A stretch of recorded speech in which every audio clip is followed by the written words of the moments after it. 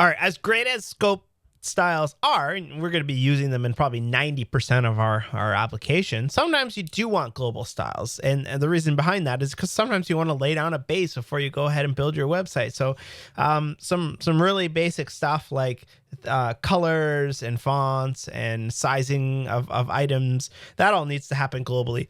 So you're not left redefining the same font size 100 times throughout your application.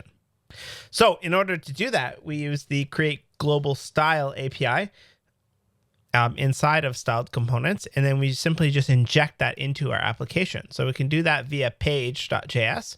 Let's go in there and let's create some global styles. So we'll say const global styles is equal to, and it's create global style. Boom. Oh, I love that. Auto import, create global. See what it did? VS Code is the best. I don't know how I lived without it before. That was so good. I know some other editors can do it, but this is great. So we create global style, backticks again. And then inside of here, we just put any styles that we want to be globally applied. So first thing I'll probably want to do is let's set up some variables here. So I'll say HTML. You can set variables on your HTML tag or comma root. You can literally set them anywhere, but I've always put them on my HTML. And then let's take a look at what we need. So our dash red is going to be equal to pound ff1234. That's just the basic red. Black is going to be equal to 393939. You could grab these from the step solutions if you want. You don't want to watch me do it here. Gray, 3A, 3A, 3A. One little thing I do for the Canadians and the British and people who spell gray properly, I actually forget which one we're supposed to use, but you can do this. And that way, if you accidentally type the wrong gray, it will just back up to that, which is nice. We have light gray. It's going to be pound E1, E1, E1. And then we will set that also to this. Look at that. Look at this auto completion. Boom. Cool. And then we've got off-white. That is going to be, it's got to be dash dash. Is ed, ed. And then we got our max width. I always like to put like a max width value in case I need to use it a few times throughout. I put it in a variable, and that will be 1000 px. And then finally, I have a BS, box shadow variable. I do this in all of my projects as well because every time you add a box shadow to something, if you like change it slightly different, then your app starts looking like funky and you're not sure, you don't know why. So I put it in a variable so that I can always adjust box size, box shadows in one spot.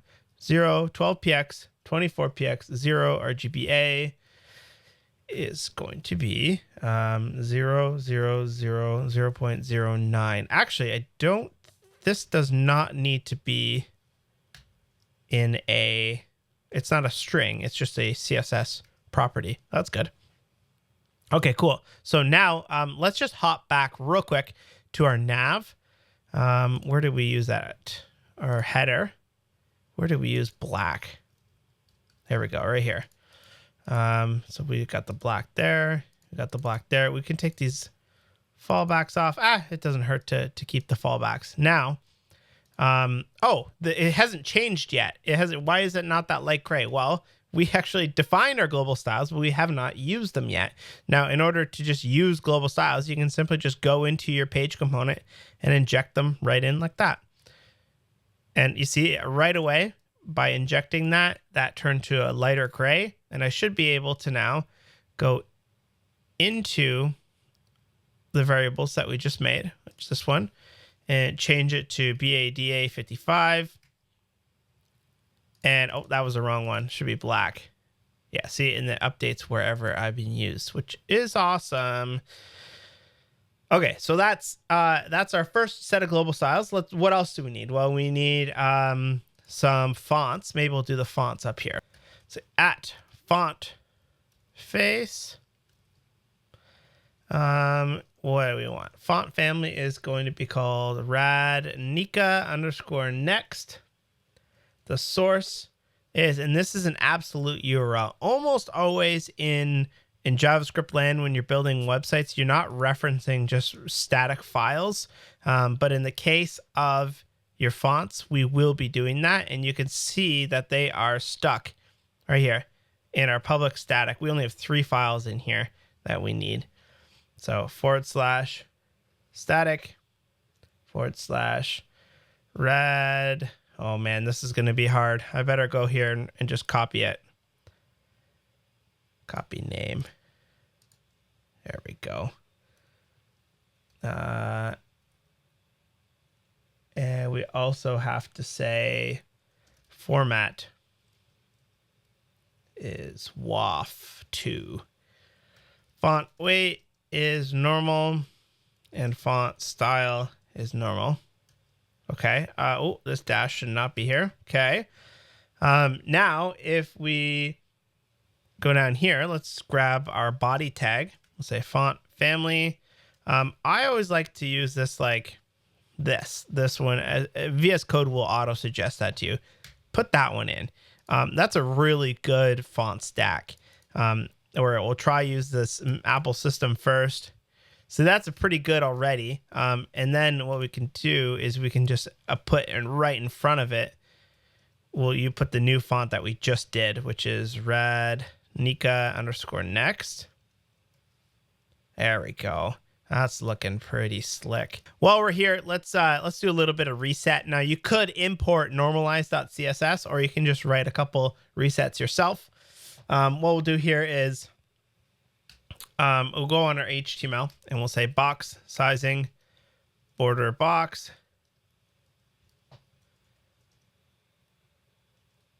And let's grab star before, and star after. Oh, look at this, double, triple. We'll say box sizing, inherit. And that will make sure that when we add padding and border to an element, it takes away from the size instead of growing it. And that's how you get a lot of these weird horizontal scroll bugs. Let's go back to the body here. And let's just say padding 0, margin 0, font size 1.5, rem. Line height is 2. Look at that. It's looking better already. I'll go below that. Let's just select and style all of our links. So just say A. Text decoration, none. Color is var -- black. All right, that's looking pretty good. We should put a hover on them just for now, so we know when we're hovering them. We'll change that once we hit the thing. We'll say a hover, text decoration underline. Looking pretty good.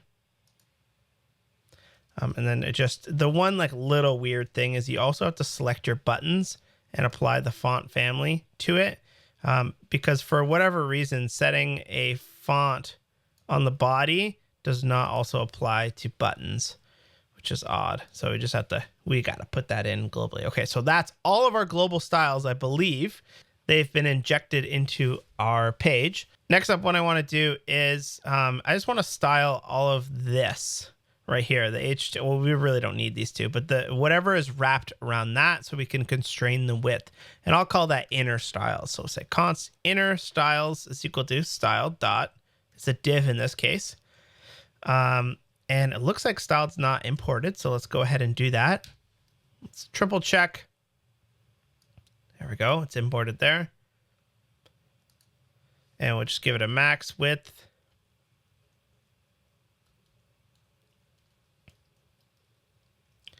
Of var -- max width.